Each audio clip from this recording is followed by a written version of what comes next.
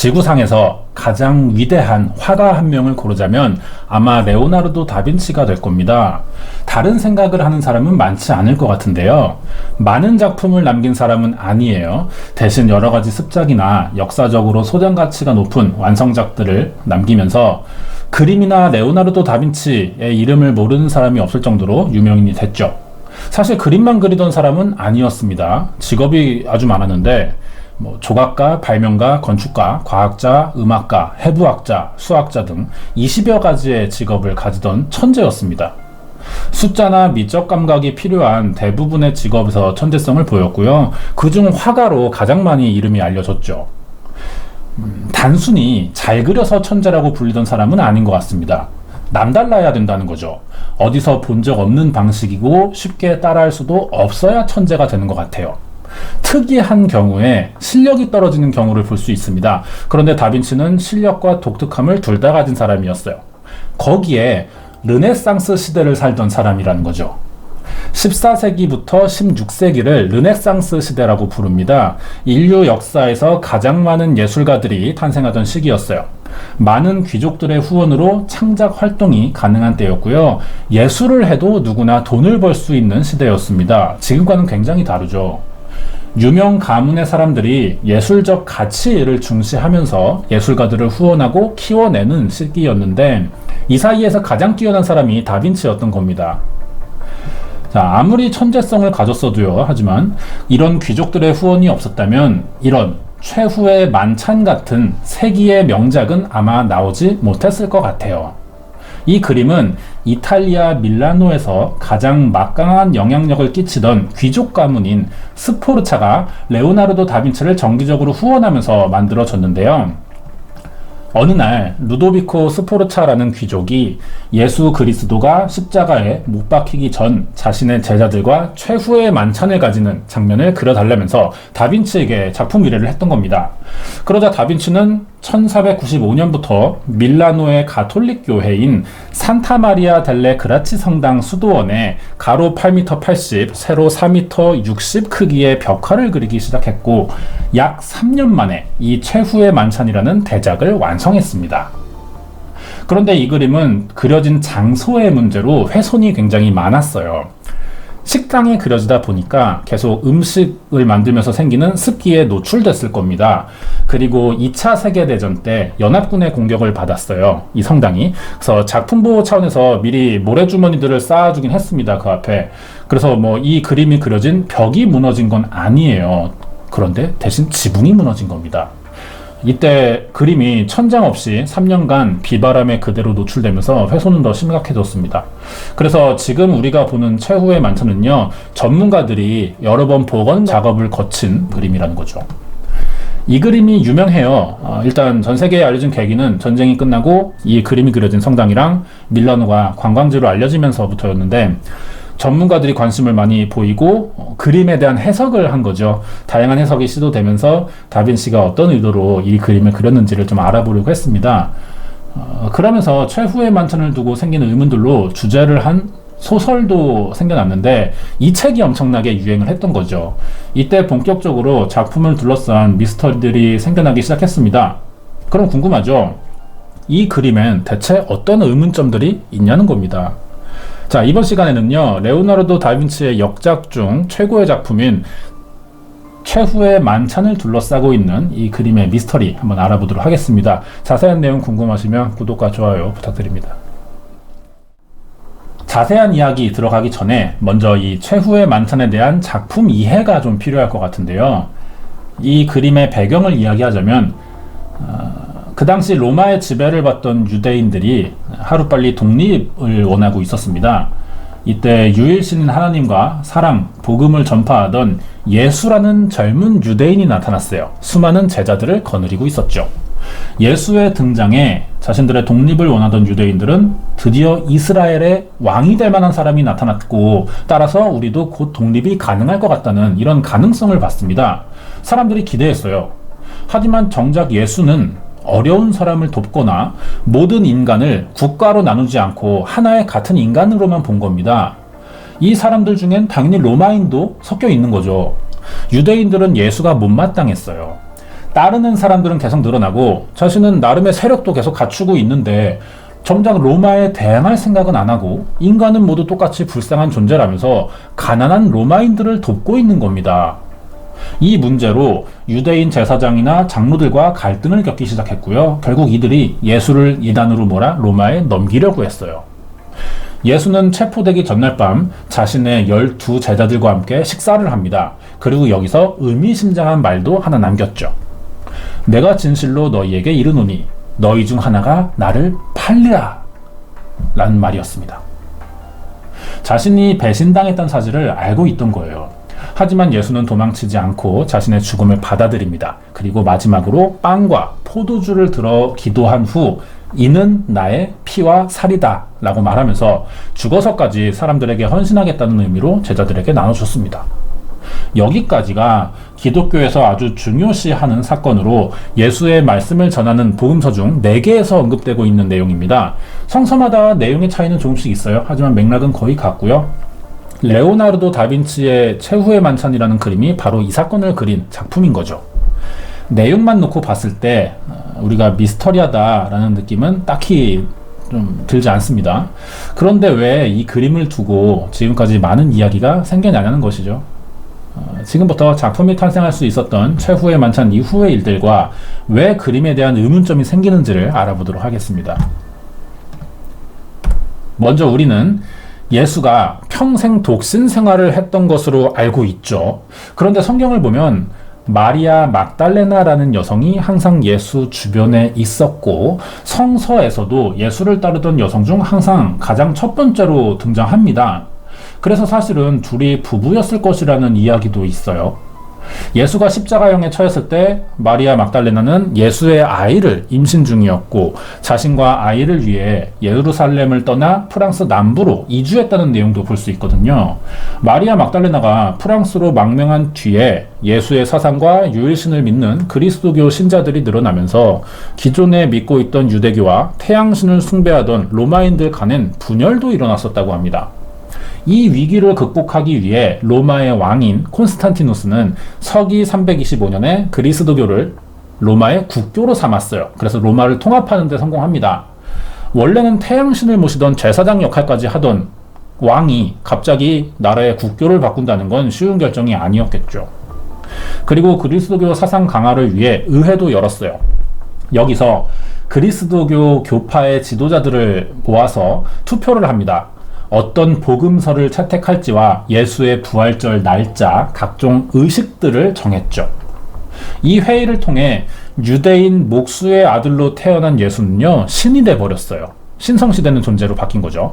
그리고 사람들이 종교로 믿기 시작했다는 건데 이 회의를 니케아 공의회라고 합니다. 그러면 이때 프랑스로 망명했다는 마리아 막달레나와 임신한 아이는 어떻게 됐을까요? 마리아는 딸을 낳아서 이름을 사라라고 지어줬습니다. 그리고 이 사라의 후손들은 프랑스의 첫 왕조라는 메로빙거 왕조를 수립하면서 프랑스를 다스리게 됐죠. 그리고 예수의 후손이 끊어지지 않도록 이들을 보호하는 비밀 결사단인 시온 수도회를 만든 뒤 유명인들을 매번 영입해서 이 수도회의 대표를 맡겼고 그랜드 마스터라고 사람들이 불렀습니다. 이 그랜드 마스터 자리를 맡았던 사람들 중에 레오나르도 다빈치가 있다는 겁니다. 레오나르도 다빈치는 그랜드 마스터로의 임무를 다하는데 많은 힘을 들였다고 전해지는데요. 예수가 최후의 만찬에서 사용했던 술잔으로 기적의 힘을 가졌다는 성배를 보호하며 예수의 뜻을 남기기 위해 비밀스럽게 암호화하는 작업을 많이 했다는데요. 그래서 이 최후의 만찬을 보면 이 장면이 성배의 출현을 축하하는 자리지만 잔이 그려져 있지 않은 데다 테이블에 예수의 오른쪽에 앉은 여성이 바로 마리아 막달레나라고 합니다. 마리아의 어깨에 손을 올리고 반대 손에 칼을 쥔 남자가 보이죠. 동그라미요. 자세히 보면 마치 마리아를 위협하는 것처럼 보이긴 합니다. 베드로를 그린 건데 하지만 정작 마리아는 위협당하고 있지만 표정은 편안해 보인다는 거예요. 이렇게 다빈치는 예수의 12사도를 모두 그려넣는 대신 예수가 아끼던 여성을 그려넣었고, 이 여성을 위협하는 베드로를 보여주면서 예수와 마리아 막달레나 사이를 알파벳 모양 V 구도로 만들었어요. 이게 여성을 상징하는 고대의 기호 모양이라고 합니다. 이렇게 표현했다고 전해지는데, 자, 정리하자면 이 구도는 예수와 마리아 막달레나 사이를 암시하는 것이고, 다빈치가 성서와 다르게 그림의 성배 대신 마리아 막달레나를 넣은 이유는 임신 중인 예수의 후손을 암시하면서 성배라는 것을 예수의 혈통으로 우회한 표현이라는 것이죠. 이게 최후의 만찬을 미스터리한 시각으로 보는 사람들의 해석입니다.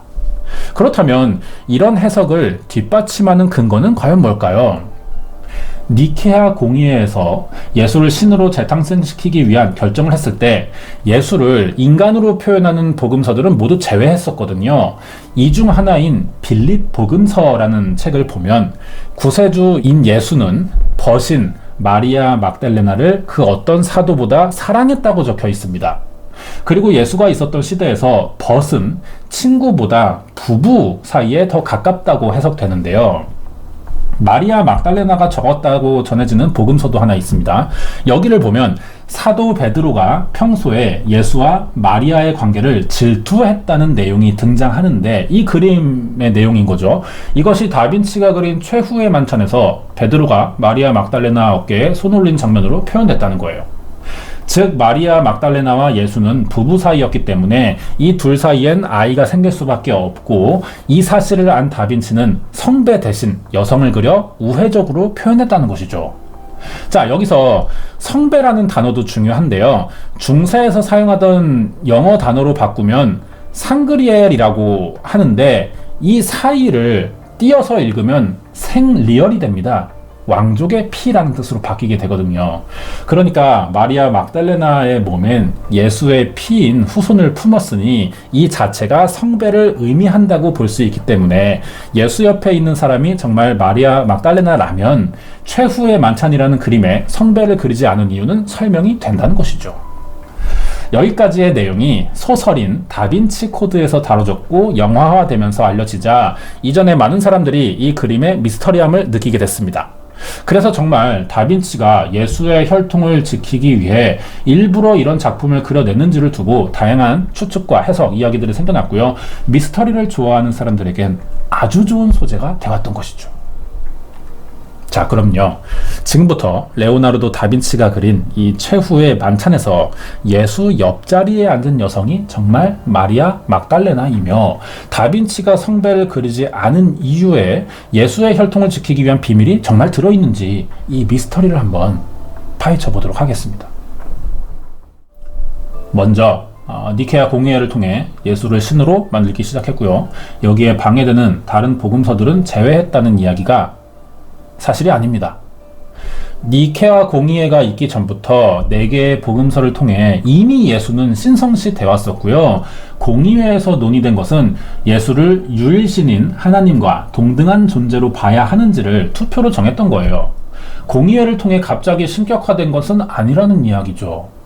예수가 이단으로 규정되고 로마에 넘겨지면서 처형된 건 사실입니다. 하지만 죽음 이후 갑자기 그리스도교 신자들이 확 늘어나면서 로마에 분열이 생겼고, 정치적인 문제로 그리스도교의 국교화 작업을 통해 예수가 신격화됐다는 것은 역사적 사실과 다르다고 할 수 있습니다.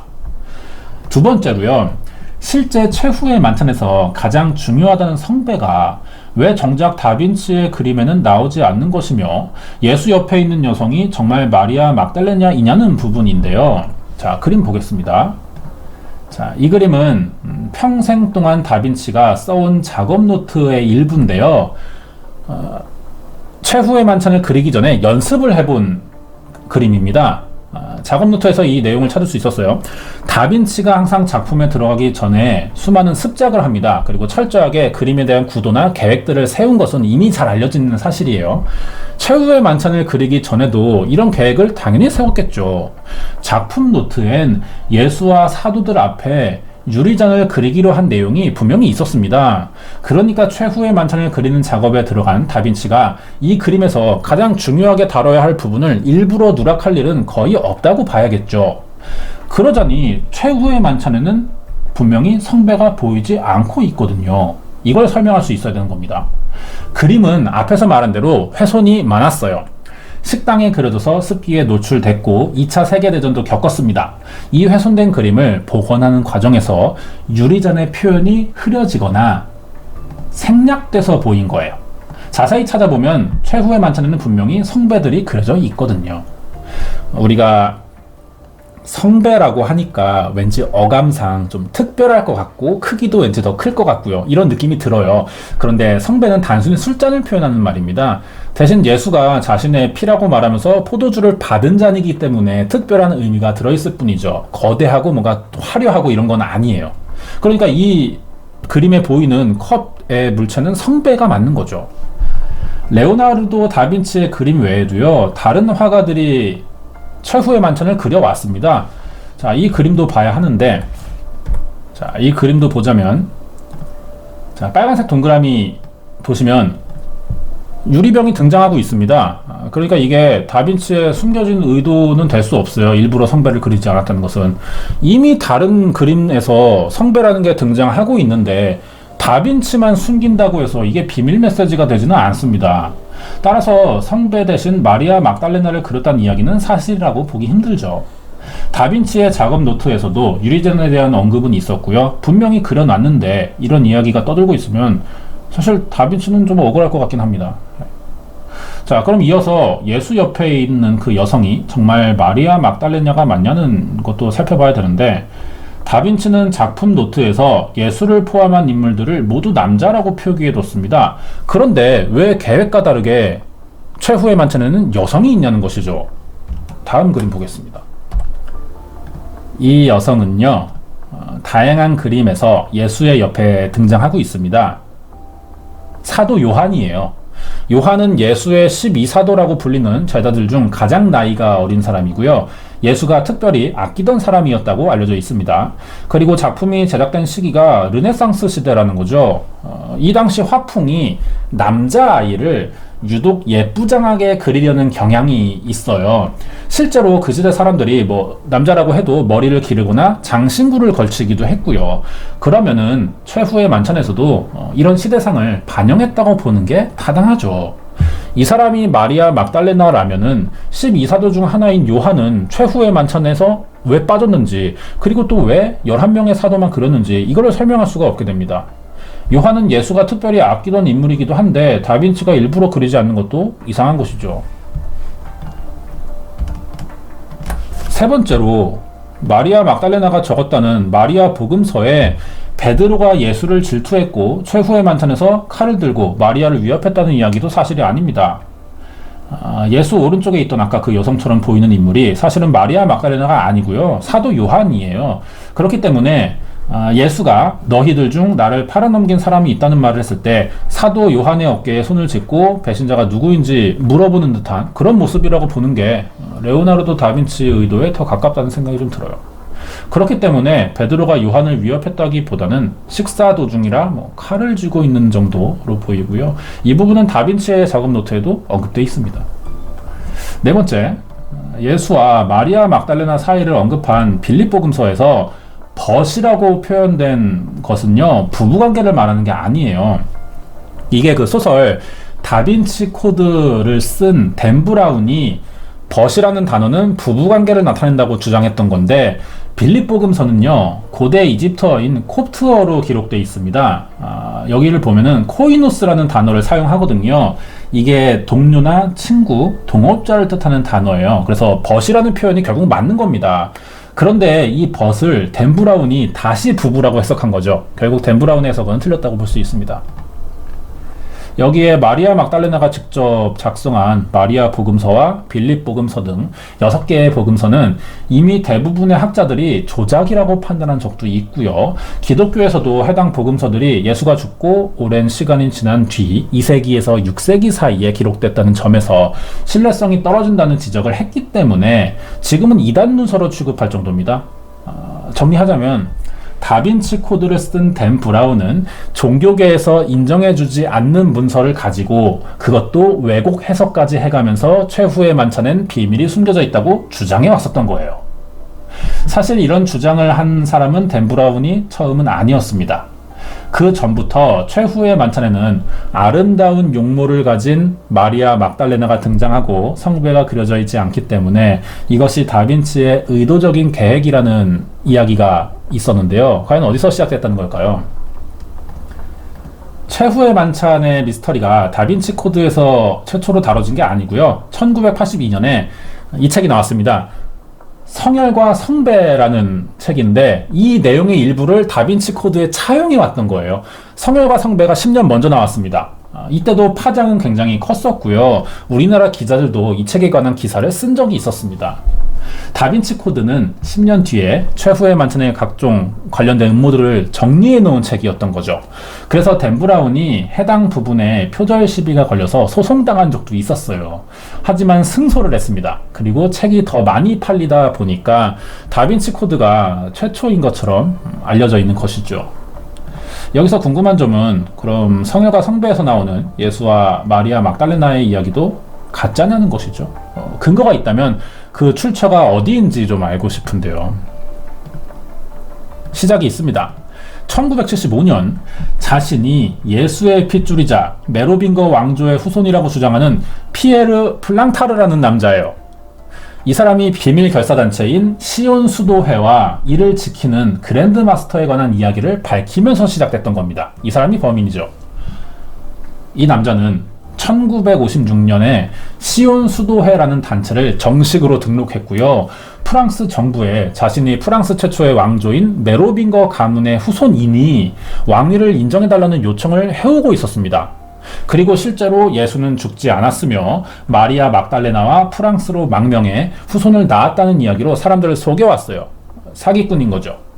이 이야기가 사실인 것처럼 보이기 위해서 프랑스 국립도서관에 자신이 만든 가짜 이야기를 비밀 문서들이라는 이름의 정식 문서인 것처럼 위조했고 등록도 시켜놨습니다. 하지만 금방 들켜요.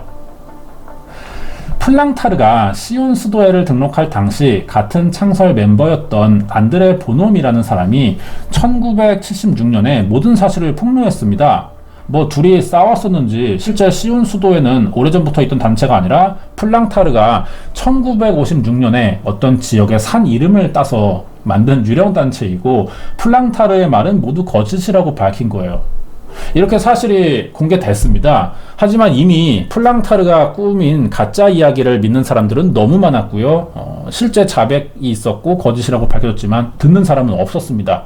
결국 1989년에 플랑타르가 사기 혐의로 구속됐는데도 여전히 사람들은 듣지 않았어요. 이 사람은 2000년 2월에 74살의 나이로 사망합니다. 이야기를 알리는 데는 성공을 했어요. 하지만 돈을 버는 데는 실패한 사기로 끝났는데 중요한 점은 사기가 이렇게 다 드러났지만 이미 믿어버리는 사람이 너무 많았고요. 이 사람들이 다시 음모론을 나르면서 재생산됐고 여기에 새로운 사람들이 속아서 믿기 시작했다는 거죠. 명확한 역사적 증거 하나 없이 세계적인 유행을 탄 이야기예요. 지금 다빈치 코드가. 그리고 전문가들이 끊임없이 사실에 기반한 근거로 반박해오고 있습니다. 거짓이라고. 하지만 이미 다빈치 코드는 정설로 굳어져 버렸어요. 이렇게 최후의 만찬을 두고 여전히 많은 사람들이 다빈치의 그림을 잘못 해석하면서 음모론을 계속 믿고 있는 상태입니다. 이 사태는 이제 바로잡을 수가 없어요. 책임질 수도 없고요. 책임질 사람도 이제 없습니다. 음모론이라는 게 결말이 다 이래요. 실체가 드러났을 때는 늦었죠. 아니면 말고 이렇게 끝납니다. 음모론을 막아야 하는 가장 큰 이유는 근거도 없는 자극적인 이야기를 만들어서 혼란을 줘놓고 책임을 지지 않는다는데 가장 문제가 있는 것 같습니다. 자, 영상 끝까지 봐주셔서 감사드리고요. 준비한 내용이 여기까지입니다. 이번 사건은 지구상 최대의 음모론이죠. 레오나르도 다빈치가 그린 최후의 만찬에 관한 미스터리였습니다.